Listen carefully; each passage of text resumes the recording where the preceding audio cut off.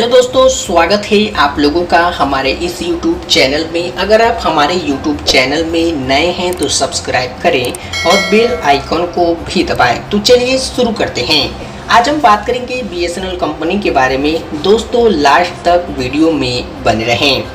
हाँ दोस्तों, first number की बात करें तो सरकारी स्वामित्व वाली भारत संचार निगम लिमिटेड BSNL ने निजी दूरसंचार ऑपरेटरों रिलायंस जियो और भारतीय एयरटेल और वोडाफोन आइडिया के साथ प्रतिस्पर्धा करने के लिए एक पुनर्द्वार रोडमैप की रणनीति बनाने के लिए अमेरिकी बोस्टन कंसल्टिंग ग्रुप BCG को शामिल किया है। दोस्तों आपको बता दें कि जिसे एक अभ्यास कहा गया है, एक कर्मचारी संघ द्वारा निरर्थक के रूप में 34 महीने के सौदे के तहत BSNL अपनी परामर्श सेवाओं के लिए BCG को 132 करोड़ रुपए का भुगतान करेगा। दोस्तों आपको बता दें कि अपेक्षित परिणामों में टेलीकॉम को मौजूदा व्यवसायिक क्षेत्रों को मजबूत करने, उभरती प्रौद्योगिकियों का लाभ उठाने और लागत में कमी लाने के साथ साथ उद्योग बेंचमार्क और सर्वोत्तम प्रथाओं के अनुरूप BSNL की सेवा वितरण में उल्लेखनीय सुधार और बिक्री और विपणन क्षमताओं में बदलाव करके सरकार द्वारा निर्धारित लक्ष्यों को प्राप्त करने में सक्षम बनना शामिल है। दोस्तों आपको बता दें कि 20 मई 2024 के कार्य आदेश के अनुसार US मुख्यालय BCG को प्रदर्शन प्रोत्साहन से भी सम्मानित किया जाएगा। दोस्तों 2 चरण की रणनीति के तहत पहले चरण में BSNL को पुनर्जीवित करने और उपभोक्ता निश्चित पहुंच, उपभोक्ता गतिशीलता और उद्यम व्यवसाय जैसे क्षेत्रों में लक्ष्य हासिल करने के लिए समाधान विकसित करने पर ध्यान केंद्रित किया जाएगा।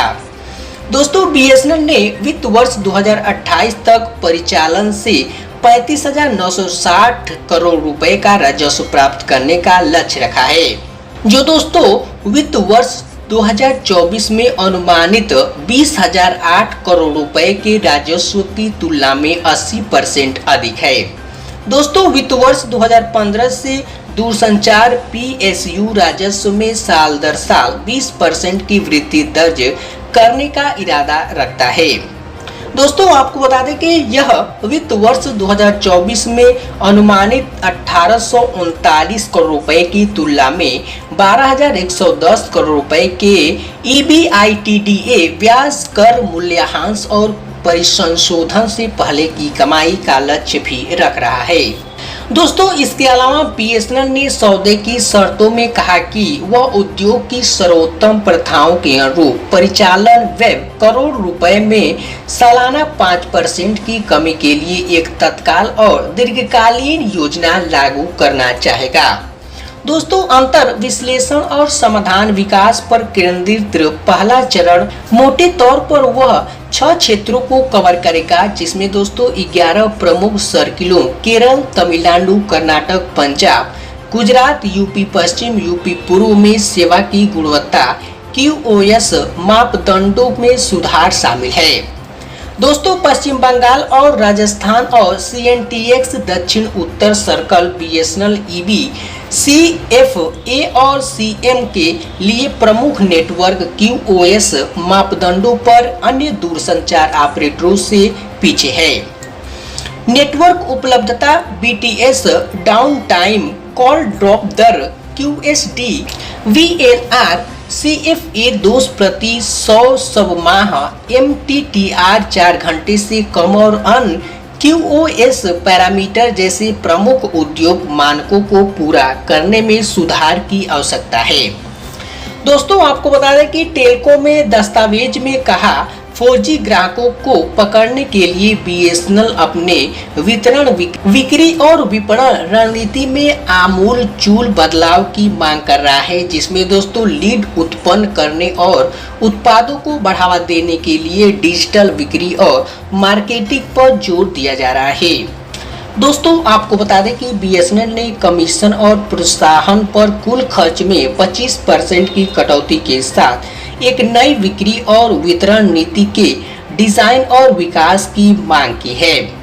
दोस्तों आपको बता दें कि दूसरे चरण में बीएसएनएल ने कहा कि चरणबद्ध तरीके से सिफारिशों को लागू करने पर विचार कर सकता है, जो संसाधनों की उपलब्धता मुख्य रूप से पूंजीगत व्यय नीति के अधीन है। दोस्तों राज्य द्वारा संचालित टेलीकॉम कंपनी शुरुआत में 10 सर्किलों में आवश्यक समाधान लागू करेगी। इसके बाद 33 सर्किलों में देशव्यापी तैनाती होगी। यह अफसोसजनक है कि बीएसएनएल प्रबंधक दिखावटी कयावत पर उतर आया है। दोस्तों बीएसएनएल एयू की नज़र में बीसीजी को शामिल करना एक निरर्थक प्रयास है। इसके परिणाम स्वरूप 132.16 करोड़ रुपए का अनावश्यक व्यय हुआ है। बीएसएनएल कर्मचारी संघ के कार्यवाहक महासचिव जॉन वर्गीस ने बीएसएनएल के सीएमडी पीके पुरवार को लिखे एक पत्र में कहा, हम सुझाव देते हैं कि प्रबंधक अपने कार्यबल के भीतर मौजूदा प्रतिभा और अनुभव का लाभ उठाए। यह दुर्भाग्यपूर्ण है कि इस प्रतिभा और अनुभव का उपयोग उनकी पूरी क्षमता से नहीं किया जा रहा है। दोस्तों आपको बता दें कि वर्गीस ने कहा, हाल ही में एक बैठक में पुरवार ने यूनियन को सूचित किया कि कंपनी का 90% काम भविष्य में आउटसोर्स किया जाएगा।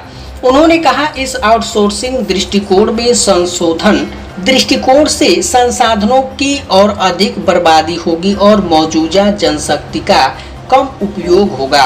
दोस्तों आपको बता दें कि यूनियन के अनुसार वित्तीय वर्ष 2009-2010 में बीएसएनएल को घाटा होने के बाद से कंपनी के प्रबंधक ने डेलॉइट और केपीएमजी जैसे सलाहकारों को नियुक्त किया है। उसका तर्क था कि उसकी सिफारिशें लागू होने के बावजूद बीएसएनएल की हालत और खराब हो गई है।